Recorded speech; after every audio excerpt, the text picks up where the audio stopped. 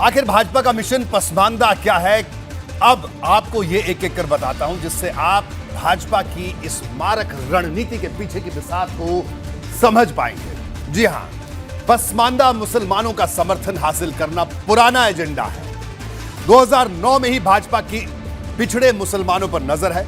धीरे धीरे पिछड़े मुसलमानों के बीच पैठ बनाने की रणनीति है। 2017 में भुवनेश्वर की एक रैली में पीएम ने इस बात का जिक्र किया था। पूरे देश में भाजपा अल्पसंख्यक मोर्चे का संगठन है। बूथ की रणनीति में खास अहमियत है। पिछड़े मुसलमानों के बीच के लाभार्थी वोट बैंक पर जोर है। बिना भेदभाव के सरकारी योजनाओं का फायदा देने का हवाला देकर उनको अपने साथ जोड़ने की रणनीति है। 2024 के लिए पसमानदा मुसलमानों को लेकर नई रणनीति बनाई जा रही है। तेलंगाना में राष्ट्रीय समिति की बैठक में खास चर्चा हुई। पीएम मोदी ने पसमानदा मुसलमानों का जिक्र किया। सभी राज्यों की भाजपा इकाइयों को संपर्क बढ़ाने को कहा। चित्रकूट में मुख्यमंत्री योगी आदित्यनाथ ने भी खास चर्चा की। 2014 से अब तक मुस्लिम बाहुल्य बूथों के आंकड़े जुटाए जा रहे हैं। पार्टी कार्यकर्ता अब खुद पसमानदा मुस्लिम परिवारों तक पहुंचेंगे। 2024 तक के लिए कई कार्यक्रम भी तय होने वाले हैं। भाजपा के मिशन पश्चिमी उत्तर प्रदेश को लेकर पसमानदा मुसलमान क्यों अहम है, अब जरा ये भी समझ लीजिए। जी हां, पसमानदा मुस्लिम और मिशन पश्चिम, रामपुर और आजमगढ़ उपचुनाव की जीत ने समीकरण बदले हैं। भाजपा के लिए उम्मीद की नई किरण जगी है। रामपुर की जीत ने पश्चिम यूपी में स्थिति मजबूत कैसे की जा सकती है, इस तरफ इशारा किया है। 2019 में जिन सीटों पर हार, उनमें ज्यादातर पश्चिमी उत्तर प्रदेश में। भाजपा 2024 में सभी सीटें जीतना चाहती है। मुस्लिम बाहुल्य सीटों पर नए सिरे से मंथन जारी है। एक एक सीट को लेकर रणनीति बनाई जा रही है। भाजपा को लाभार्थी वोट बैंक की ताकत पर भरोसा है। दानिश अंसारी को मंत्री बनाकर दिया गया है बड़ा संदेश। यूपी के हर हिस्से में नए प्रयोग की तैयारी भी की जा रही है, या तैयारी ही से माना जाए। अब देखिए, पसमानदा फारसी शब्द है जिसका अर्थ है पीछे छूटे हुए, यानी इसका इस्तेमाल पिछड़े समुदाय को लेकर किया जाता है। पसमानदा मुस्लिमों के अधिकार की लड़ाई भी पुरानी है। पसमानदा मुस्लिमों के अधिकार का आंदोलन बिहार से शुरू हुआ। जेडीयू के सांसद रहे अली अनवर ने इसकी शुरुआत की थी, इस पूरी मुहिम की। 1990 के दशक में पिछड़े मुसलमानों ने अपनी अहमियत जताई। बाद में पसमानदा आंदोलन बिखर गया, संगठन कमजोर हुआ।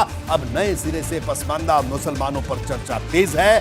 भाजपा ने मुद्दा बनाया तो हर विरोधी दल अलर्ट हो चुका है।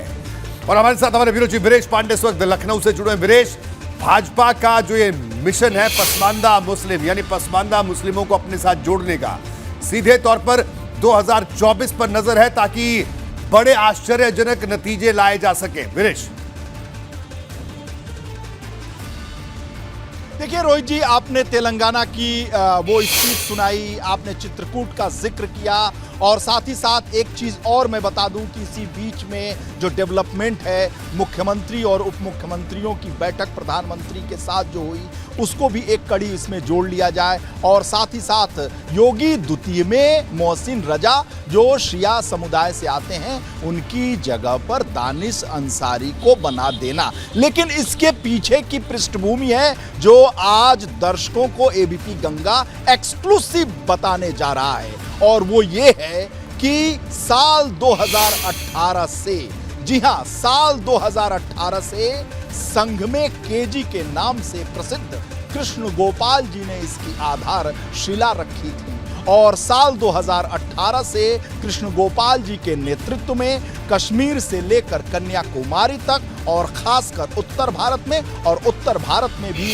यूपी और बिहार में पसमानदा समाज के मुसलमानों को जोड़ने की रणनीति केजी यानी कृष्ण गोपाल ने तय की थी, रूपरेखा बनाई थी। और ऐसे समय में जब वो भाजपा और सरकार और संगठन के बीच समन्वय का काम करते थे। और एक और महत्वपूर्ण बात दर्शकों को बता दूं, इसको लेकर उत्तर प्रदेश में कृष्ण गोपाल जी की 2 बैठकें हो चुकी हैं 18 से लेकर 22 के बीच में, और वो ऐसी महत्वपूर्ण बैठकें रही हैं जैसा कि दिलीप सिंह जुदेव को याद करिए छत्तीसगढ़ में। ऐसे ही जो क्षत्रप भारतीय जनता पार्टी के सांसद और नेता अपने अपने इलाकों में रहे हैं, उनके साथ गुप्त वार्ता, गुप्त बैठक कृष्ण गोपाल जी की हो चुकी, और इस पर काम भी हो रहा है। सबसे ज्यादा काम अगर कहीं हुआ है तो वो देवी पाटन मंडल में हुआ है, फैजाबाद अयोध्या मंडल में हुआ है और साथ ही साथ बनारस मंडल में हुआ है।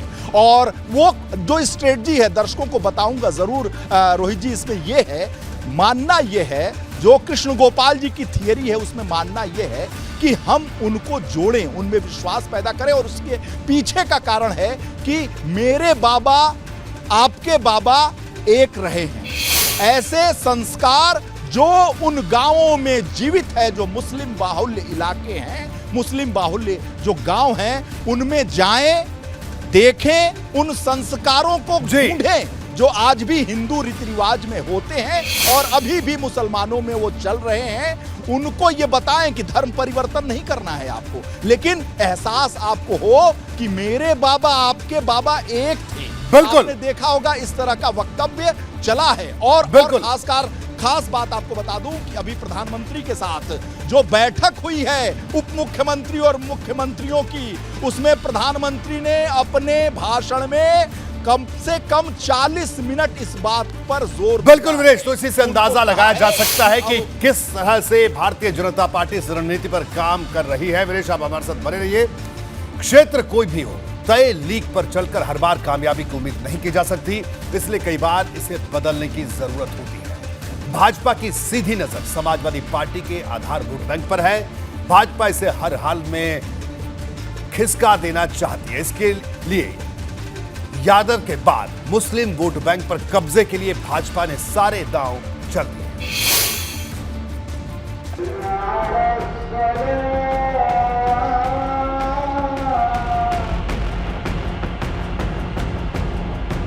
भाजपा 2024 के चुनाव को लेकर समाजवादी पार्टी की राह में कांटे बिछाना चाहती है। इसके लिए उसकी नजर पसमानदा मुसलमानों और यादव वोट बैंक पर है।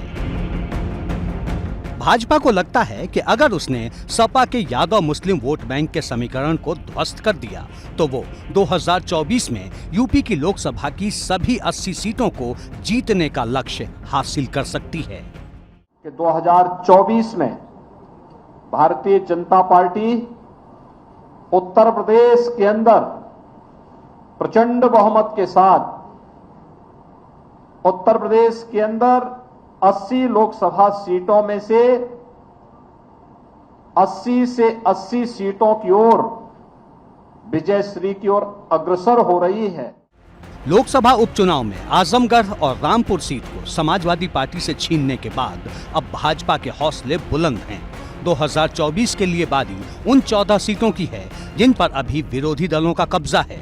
जिन 14 सीटों के लिए भाजपा रणनीति तैयार कर रही है, उनमें बसपा के हिस्से में सबसे ज्यादा 10, सपा के हिस्से में 3 और कांग्रेस के हिस्से में इकलौती रायबरेली सीट है। तो भाजपा उन सब लोगों को अपने पार्टी भाजपा के साथ लाना चाहती है जो किसी भी कारण से, जाति के कारण से, किसी व्यक्ति के कारण से, किसी क्षेत्र के कारण से हमसे दूर थे। हम उन सबको भाजपा परिवार का हिस्सा बनाना चाहते हैं और सम्मान के साथ लाना चाहते हैं। और हमारी पार्टी सबका साथ, सबका विकास, सबका विश्वास, सबका प्रयास और सबको स्थान और सबको सम्मान देते हुए आगे बढ़ती है। खास बात यह है कि भाजपा जिन सीटों पर हार को 2024 में जीत में बदलने के जिस मिशन पर काम कर रही है, उनमें ज्यादातर पर मुस्लिम वोटर्स की बड़ी भूमिका है। अब जरा उन मुस्लिम वोटर्स के दबदबे वाली लोकसभा सीटों पर नजर डाल लेते हैं जहां 2019 में भाजपा चुनाव हार गई थी। सहारनपुर, बिजनौर, नगीना, मुरादाबाद, संभल, अमरोहा, मैनपुरी, अंबेडकर नगर, गाजीपुर, घोसी, जौनपुर और लालगंज। इनमें ज्यादातर सीटें पश्चिमी यूपी की हैं, जहां भाजपा इस बार सभी वर्गों का साथ हासिल करने की कोशिश में पसमानदा मुसलमानों का विश्वास जीतने के लिए आगे बढ़ रही है। जो मोदी जी ने नारा दिया कि मुस्लिम के एक हाथ में कुरान शरीफ हो और एक हाथ में लैपटॉप यानी टेक्नोलॉजी हो, ये सोच हमारी पार्टी की थी, ये सोच मोदी जी की थी। और उनके मार्गदर्शन में, उनके प्रेरणा से योगी जी भी उत्तर प्रदेश में हर अल्पसंख्यक समाज के उत्थान के लिए काम कर रहे हैं। आज चाहे उनके शिक्षा में, शिक्षा के स्तर में सुधार हो, चाहे उनके इंफ्रा डेवलपमेंट का काम हो, चाहे वुमेन एम्पावरमेंट का काम हो, चाहे उनके उत्थान का काम हो, हर जगह मोदी जी और योगी जी अल्पसंख्यक समाज के लिए, मुस्लिम समाज के लिए और जो पासमानदा बैकवर्ड मुस्लिम्स हैं उनके उत्थान के लिए काम कर रहे हैं। और आज उसी का नतीजा है कि सबका विश्वास मोदी जी और योगी जी पे बढ़ रहा है और सबके विश्वास से, सबके प्रयास से हम अपने समाज को आगे ले जाएं। भाजपा की इस राह में चुनौतियां भी बड़ी हैं। सबसे बड़ी चुनौती समाजवादी पार्टी की तरफ मुसलमानों का झुकाव है, क्योंकि 1984 के बाद ये पहली बार था कि 2022 में मुस्लिम समुदाय ने यूपी के विधानसभा चुनाव में इतनी बड़ी तादाद में किसी एक पार्टी को वोट दिया। इस बार यूपी में चुनाव जीतकर कुल 34 मुस्लिम विधायक विधानसभा पहुंचे, जिनमें से 31 सपा के विधायक हैं। अब भाजपा इस गणित को बदलना चाहती है। वो मुस्लिम समाज के बीच ये संदेश पहुंचाना चाहती है कि हमें हमारी सरकार के काम के आधार पर आंको, पुरानी छवि के आधार पर नहीं। एबीपी गंगा के लिए लखनऊ से अनुभव शुक्ला के साथ। और विनेश पांडे हमारे साथ लगातार जुड़े। विनेश, कुल मिलाकर यह कहा जाए कि आजमगढ़ और रामपुर के जो नतीजे आए उपचुनाव के, उसके बाद से अब यूपी में भारतीय जनता पार्टी को लगता है कि अगर पसमानदा मुसलमानों को अपनी तरफ कर लिया जाए तो चमत्कारिक नतीजे आ सकते हैं। विनेश,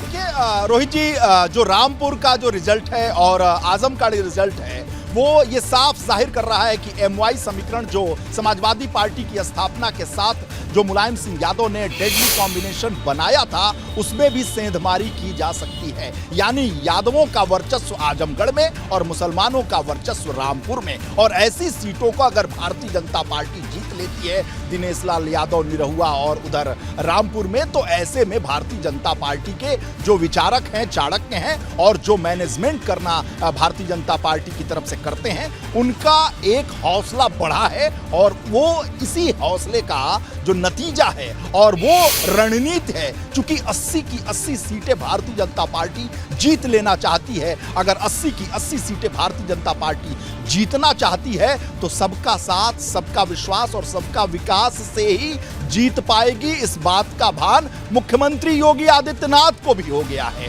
और आपको मैं बताऊं, और भारतीय जनता पार्टी के सभी चाणक्यों को हो गया है। और साथ ही साथ प्रधानमंत्री का निर्देश है और जो बैठक हुई है उप मुख्यमंत्रियों की और मुख्यमंत्री की, उसमें साफ साफ प्रधानमंत्री ने आधे घंटे से ज्यादा इस विषय पर बोला कि अब इस समुदाय को हमें अपनी तरफ करना होगा, तभी भारतीय जनता पार्टी 80 की 80 सीट जीतेगी। और साथ ही साथ जो 2019 का रिजल्ट है, उससे भी ज्यादा प्रचंड बहुमत के साथ 2024 में केंद्र में भारतीय जनता पार्टी की सरकार बनेगी। ये भारतीय जनता पार्टी, मोदी और अमित शाह की बदली हुई स्ट्रेटजी है। ऐसी जगह वो चोट करते हैं, ऐसी जगहों से वो वोट की जो है उसकी कोशिश करते हैं कि जो इलाका खाली हो, क्योंकि एक प्रयोग एक बार में, दूसरा प्रयोग दूसरी बार में, तीसरा प्रयोग तीसरी बार में, ऐसी स्ट्रेटजी का नतीजा ही है कि भारतीय जनता पार्टी 14 में,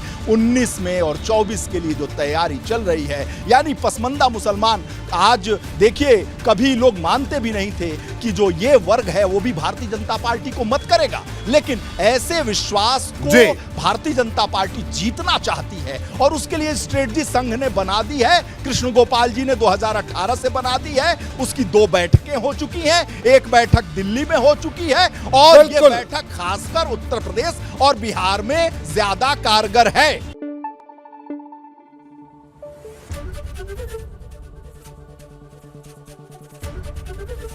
एबीपी गंगा, खबर आपकी, जुबान आपकी।